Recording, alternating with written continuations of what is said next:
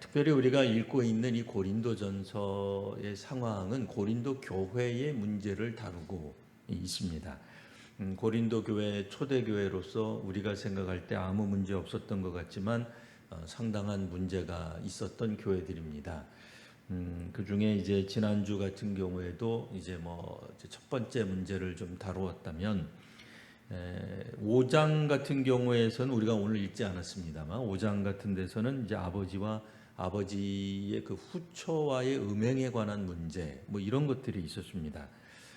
간통의 문제죠. 오늘날에는 이 간통 문제를 두 사람 간의 사랑으로 치부하기 때문에 간통이라는 단어 자체도 잘 사용하지 않는 이런 문제긴 합니다만 어쨌든 초대교회 고린도 교회 내에 아버지의 그 후처와의 어쨌든 두 사람 간의 사랑 문제를 자랑하는 사람들이 있었다 그 얘기예요.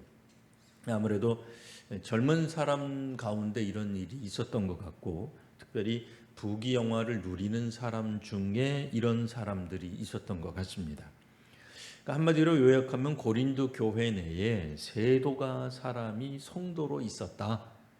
그리고 이제 그 사람은 당시 시대 상황, 시대 법으로도 이게 이제 금지되어 있었던 근친상간의 사랑을 하고 있었다라는 얘기입니다.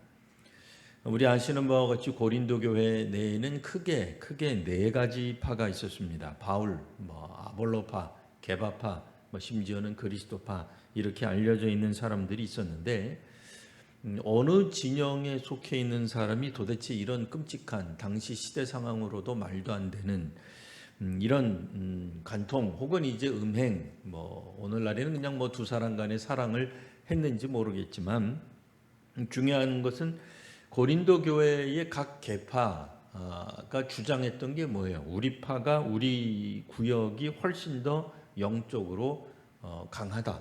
우리가 훨씬 더 하나님 나라 곁에 가깝다. 이런 걸 이제 주장했단 말이죠.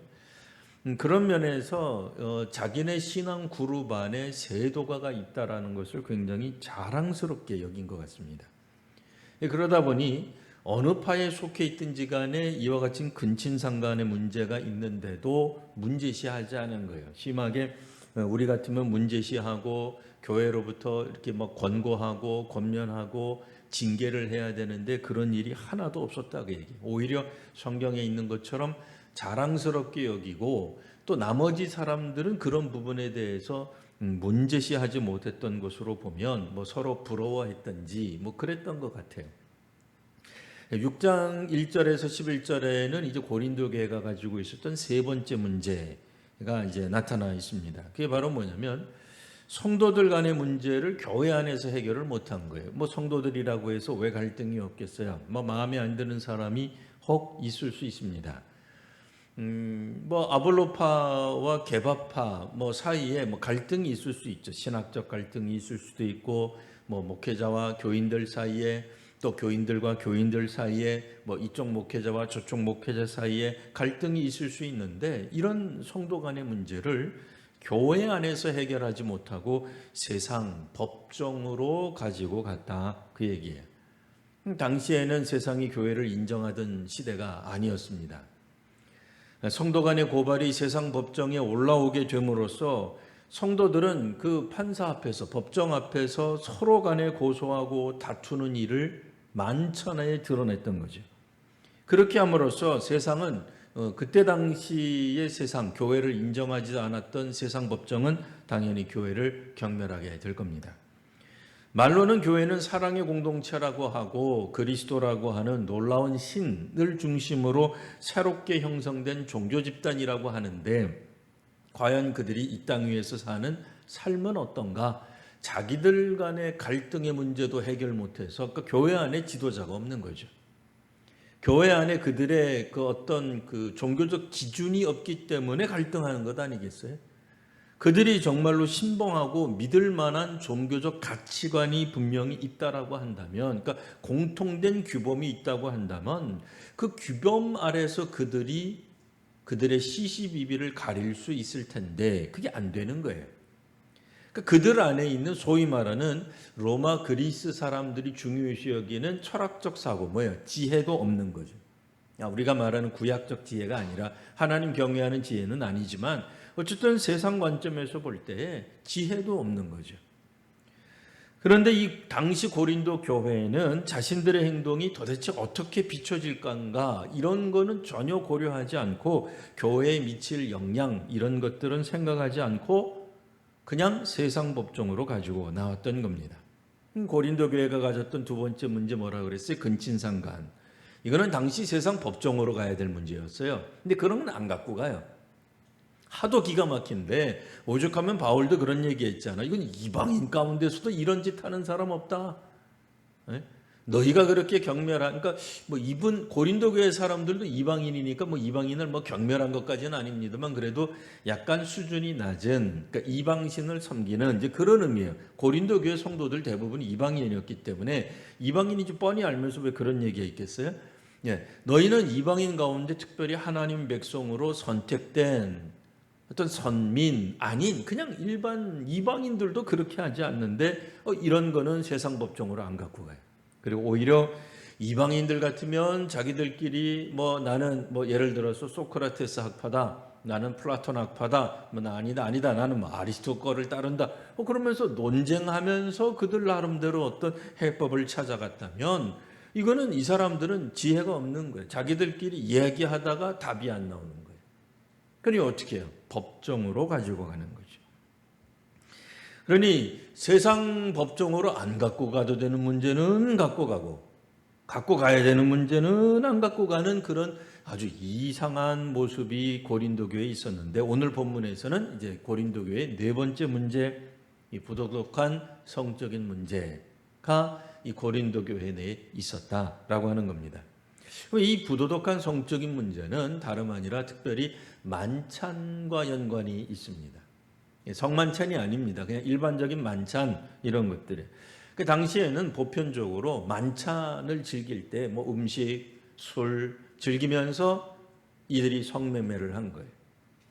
물론 이제 뭐 어느 정도 가난한 사람들은 뭐 흉내도 못 냈겠지만 어느 정도 사는 사람들 뭐 꼭 부자뿐 아니라 권세 있는 사람들, 힘 있는 사람들, 뭐 이런 사람들 일반적으로 이런 일이 벌어졌고 이런 문제 가지고 사람들이 이걸 부도덕하다 생각하지 않은 거예요. 그러니까 이건 일반적으로 있는 문제. 문제는 뭐예요?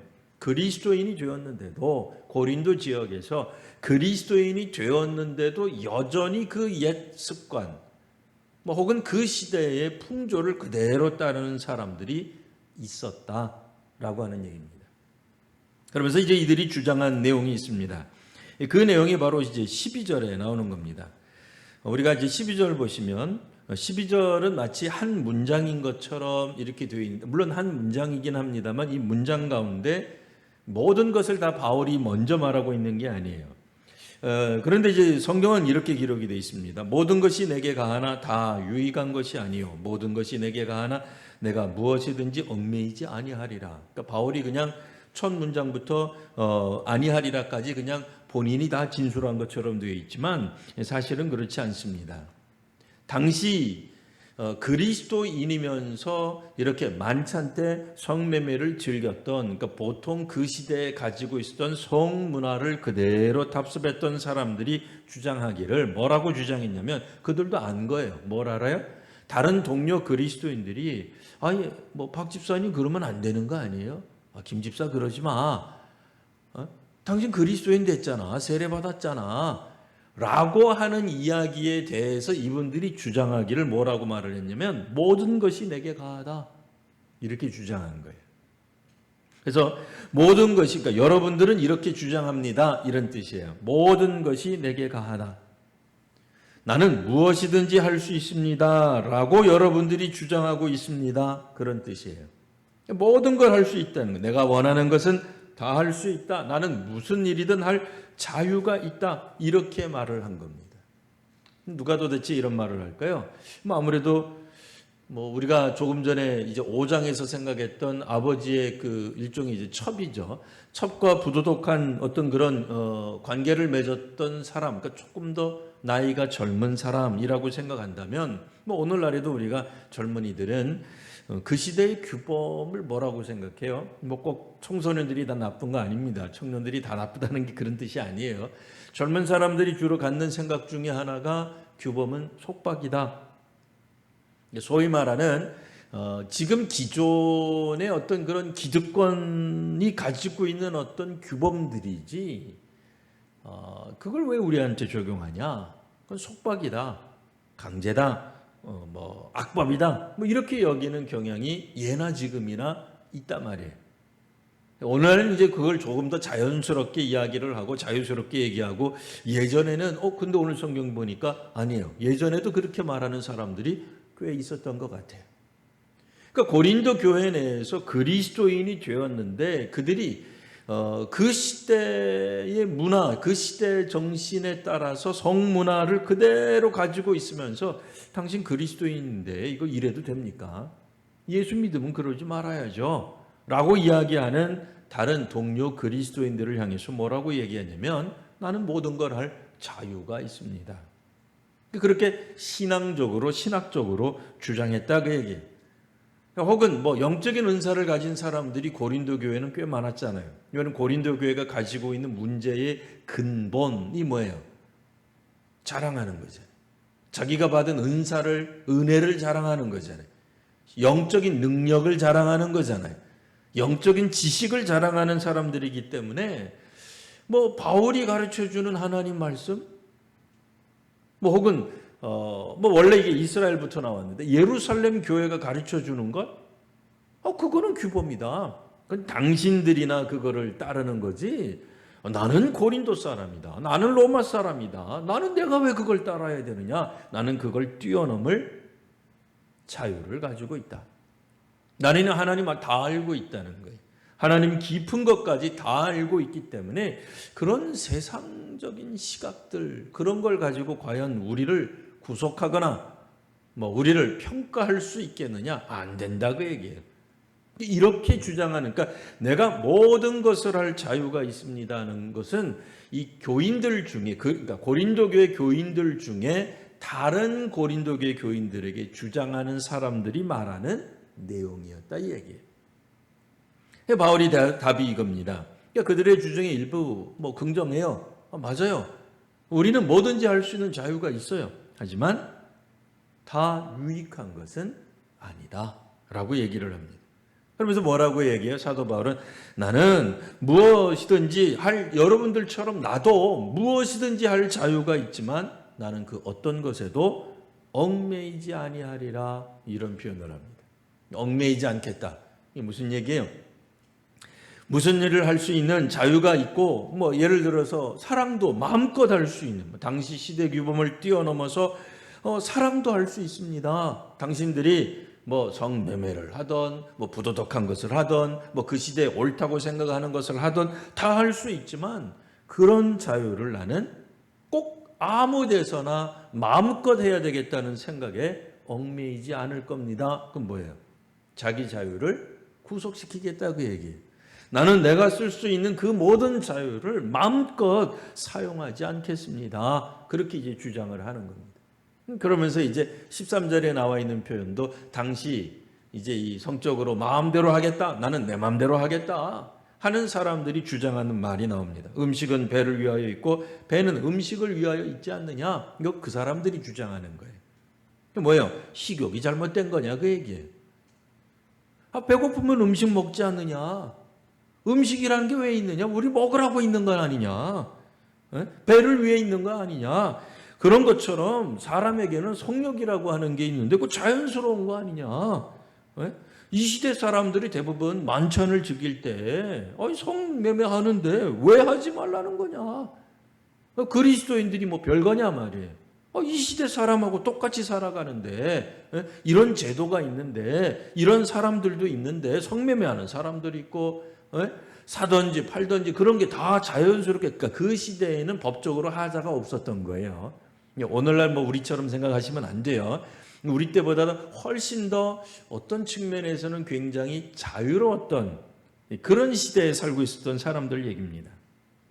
그러니 그 시대에 돈 가진 사람, 형편되는 사람, 하고 싶은 사람 마음대로 하는데 왜 바울 당신은 이게 문제라고 하느냐. 그리고 당신의 가르침을 따르는 몇몇 사람들이 자꾸 우리 보고 문제시하는데 이거 뭐가 잘못됐다는 거냐. 그렇게 주장하는 거예요. 음식은 배를 위해 있는 거 맞지 않냐. 배는 음식을 위해서 있는 거 아니냐. 배고프면 밥 먹는 거고 밥이란 게 왜 있냐. 배고플 때 먹으라고 있는 거 아니냐. 네? 우리식으로 말하면 뭐겠어요? 남자가 왜 있고 여자가 왜 있느냐? 서로 어떤 성적인 관계에 맺을 수 있도록 하나님이 우리에게 다 만들어 주신 거 아니냐? 그거 즐긴다는데 뭐가 문제느냐? 이렇게 이제 주장을 한 겁니다. 바울이 이렇게 답을 합니다. 하나님은 이것저것을 다 폐하시리라. 당신들은 배는 그러니까 몸이죠. 몸이 음식을 위해서 몸이 당기는 대로 뭐든지 할 수 있다고 얘기를 하는데 몸은 음란을 위해서 있는 게 아닙니다. 오직 주를 위하여 있는 것이고 주는 몸을 위하여 계십니다. 라고 답을 합니다. 뭐예요? 몸은 음행을 하라고 있는 게 아니에요. 주님을 섬기라고 있는 겁니다. 이제 그 설명을 이제 14절부터 쭉 하는 겁니다. 하나님이 주를 살리셨고 또 그의 권능으로 우리를 다시 살리실 것 아니냐. 그럼 우리를 살릴 때 뭘로 살리는 거예요? 우리 몸을 살릴 것 아니냐 그 얘기예요. 그렇죠? 우리 영혼만 살리시는 거예요? 우리 몸은 안 살아나네. 우리 몸도 부활한 어떤 신비한 몸으로 되살아나는 것 아니냐. 그러니까 주님이 우리의 몸을 그러니까 부활이죠. 이거는 되살아난다고 한다면 이거는 뭔가 우리 몸이 단지 우리 것만이 아니라 이 주님하고 하나님하고 하나님의 능력과 우리가 믿고 있는 그 그리스도와 연관이 있는 것 아니냐. 15절 너희 몸이 그리스도의 지체인 줄 알지 못하느냐. 그러니까 우리가 그리스도의 한 부분이다 그 얘기예요. 그리스도와 완전히 관계없는 객체가 아니라 완전히 별개의 객체가 아니라 그리스도와 밀접한 관계에 있는 한 부분이다 그 얘기예요. 네, 그러면서 계속 얘기합니다.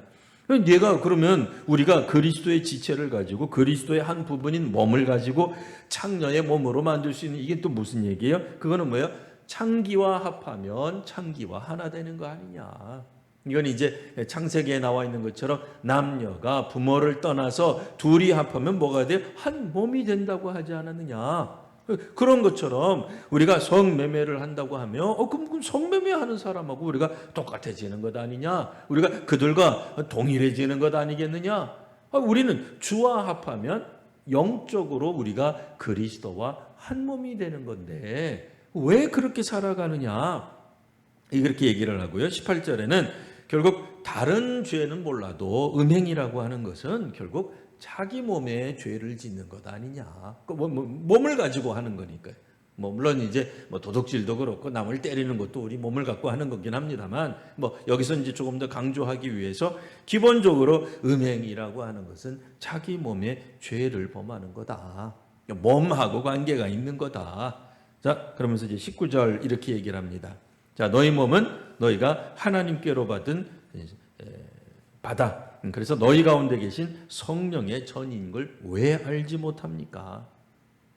성령께서 거하시고 오늘 우리식으로 말하면 꼭 성령의 전 이게 이제 꼭 우리식으로 꼭 그 뜻은 아니지만 현대 우리가 알 수 있는 표현으로는 우리가 곧 교회다.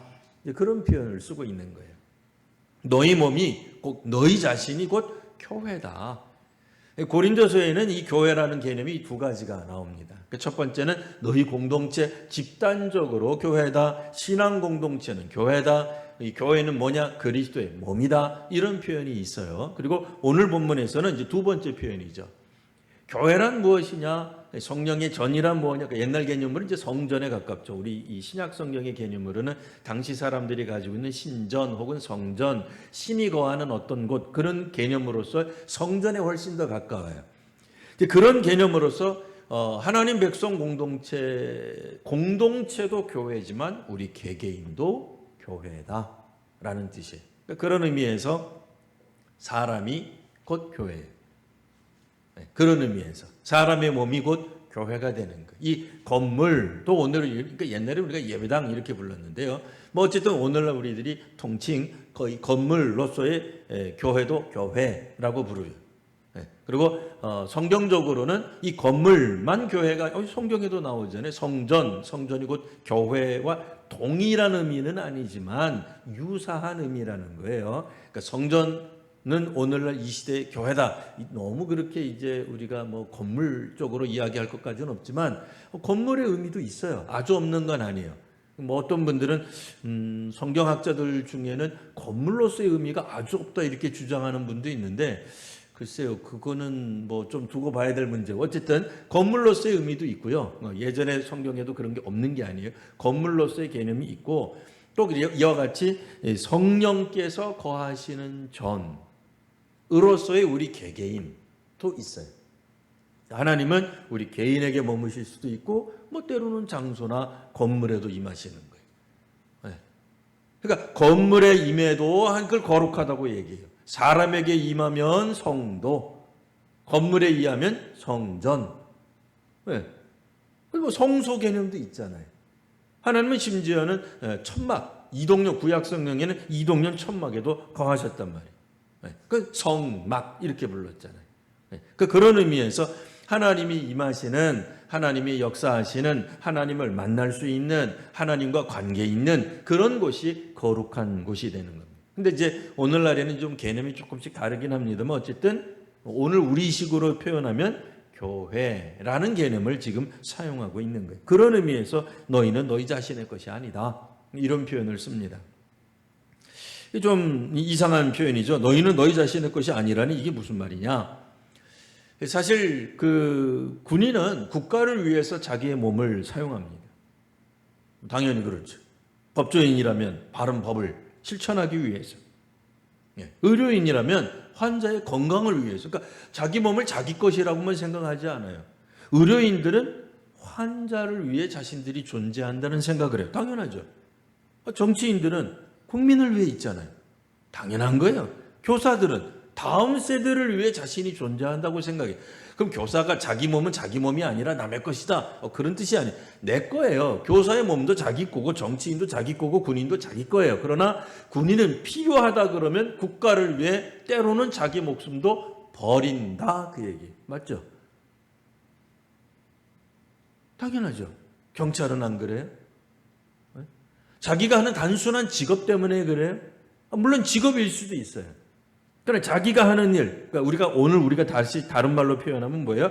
자기가 옳다고 생각하는 가치, 혹은 자신이 사랑하는 사람, 자신이 생각하는 정말 중요하다고 생각하는 생각이나 종교를 위해서 우리는 존재한다 말이에요. 결혼한 사람이 자기만 위해서 존재합니까? 이상한 사람이죠. 그러려면 결혼 왜 합니까? 자기 몸이에요. 남편은 자기 몸이지만 부인을 위해서도 자기가 존재한다는 걸 알아요. 그리고 그렇게 살아가요. 자녀가 있으면 자녀를 위해서 살아간다는 생각을 하고 살아간단 말이에요. 마찬가지예요. 사람들은 다 자기가 옳다고 생각할까 사랑하는 가치를 위해서 존재한단 말이에요. 신자는, 종교인은 자기만을 위해서 존재하지 않는 거예요.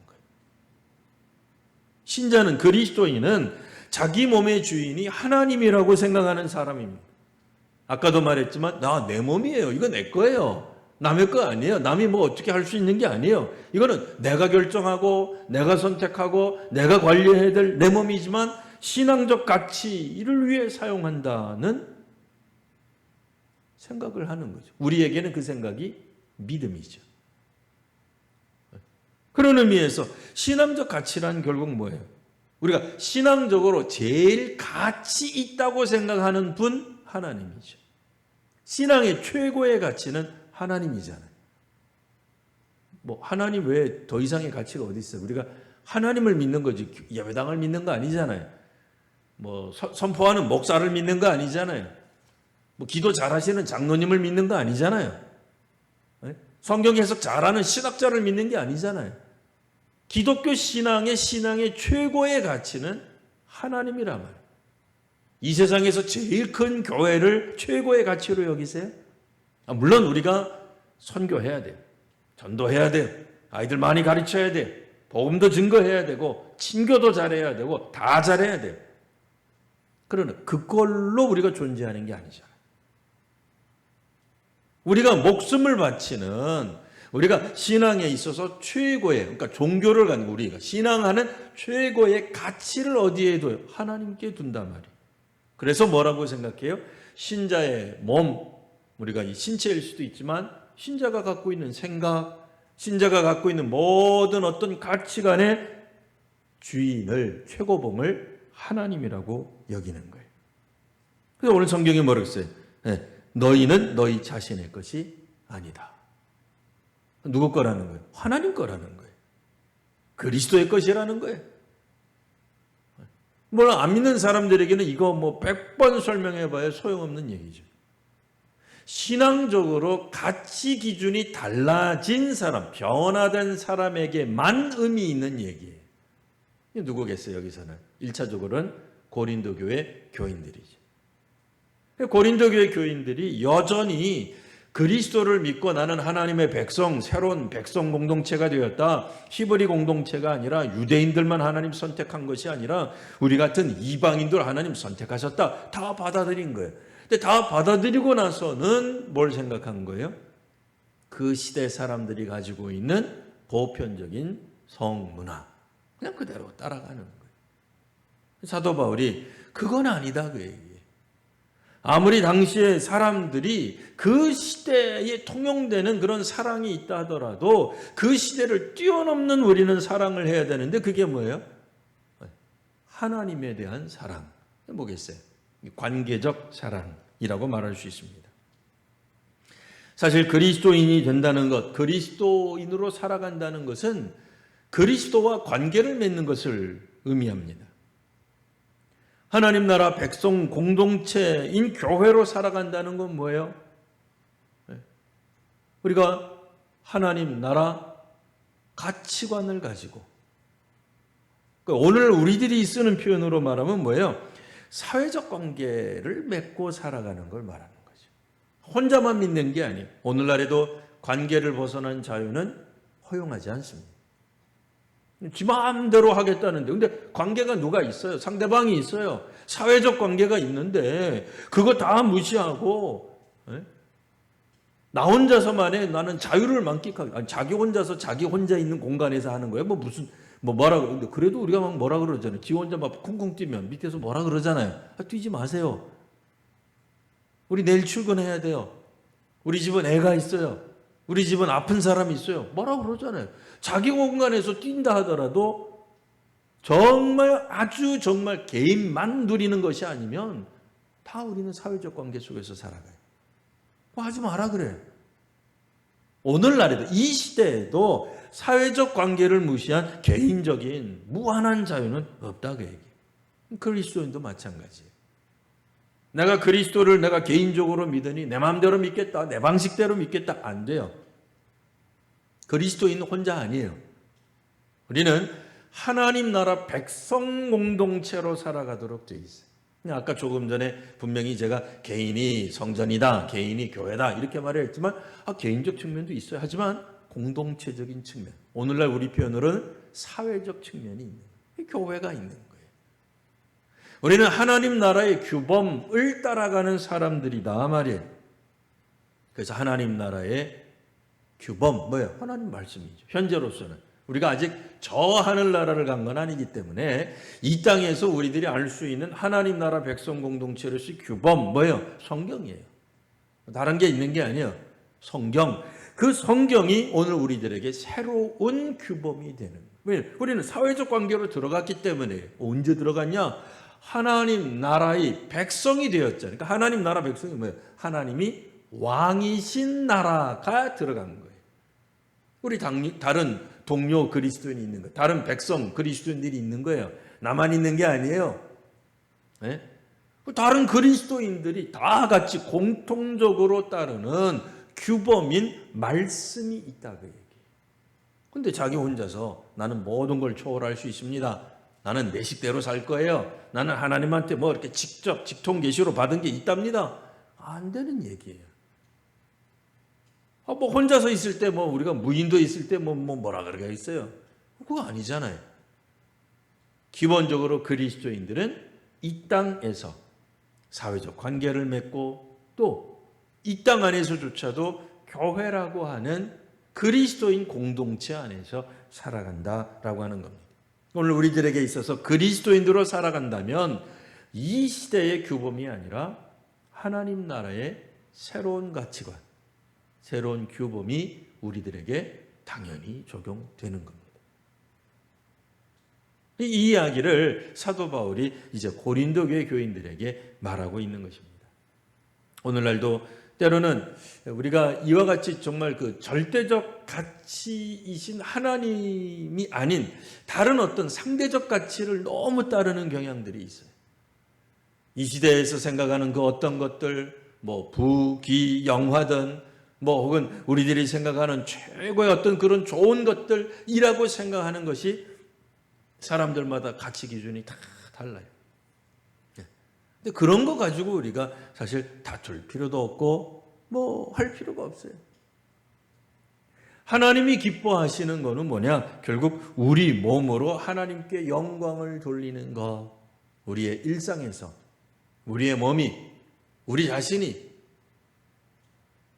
한 사람 한 사람이 하나님 나라를 대표하는 교회이다 라는 의식을 가지고 말씀에 기초하여 살아나가야 되는 것입니다.